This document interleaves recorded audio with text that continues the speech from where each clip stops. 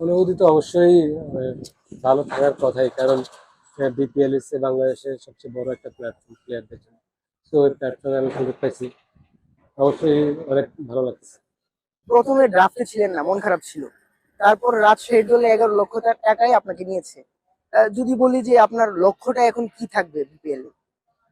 অবশ্যই লক্ষ্য তো থাকবে টপ হওয়ার। তো যদি আমি সুযোগ পাই ম্যাচ খেলার, তো আমি আমার সেরাটা দিব ইনশাল্লাহ। আর বাকিটা আল্লাহর ইচ্ছা, আল্লাহ যদি কপালে ভালো কিছু রাখে অবশ্যই।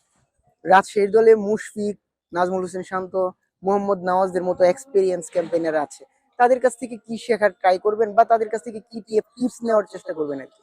না, অবশ্যই ওনারা তো অনেক বছর ন্যাশনাল টিমে খেলছে খেলতেছে, প্লাস ডোমেস্টিকে ওনারা অনেক অনেক বছর ধরেই খেলতেছে। তো আমি ওনাদের থেকে যত পারি ভালো জিনিস নেওয়ার চেষ্টা করবো ইনশাল্লাহ। বলা যায় এখন আপনি লাখপতি।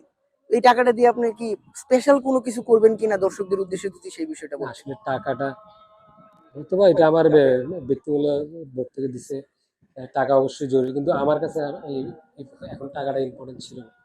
বিপিএল এর টিম পাওয়াটা আমার কাছে খুব ইম্পর্টেন্ট ছিল। So, টাকা তো অবশ্যই পাইছি, ভালো কাজে খরচ করার চেষ্টা করবো। চান্স পাওয়ার পর বিপিএল এ পরিবারের থেকে বা আত্মীয় স্বজনের থেকে কি বার্তাটা ছিল, সেই বার্তাটা যদি বলতেন। বার্তা বলতে সবাই অনেক খুশি হয়েছে বিপিএল এর টিম পেয়েছে। ফ্যামিলি, বন্ধু বান্ধব সবাই অনেক খুশি হয়েছে।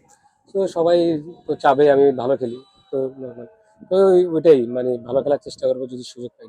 সামনের বিপিএলটা কত উইকেট নিবেন, বা এনসিএল আপনি সর্বোচ্চ উইকেট শিকারী ছিলেন, ওই টার্গেটটা কি থাকবে? আসলে শামীম পাটিয়ারের সাথে তো আমার খেলা হয়েছে এনসিএল এ। তো আমার টিমমেটই ছিল, তো ও তো আমাকে চিনে ভালো। তো কত উইকেট পাবো বা এটা তো আসলে কপালের বিষয়। চেষ্টা করবো ভালো খেলার, ইনশাল্লাহ যদি সুযোগ পাই অতটুকু। কত উইকেট পাবো এটা বলতে হবে না, আল্লাহ রিজিকে যা রাখবে।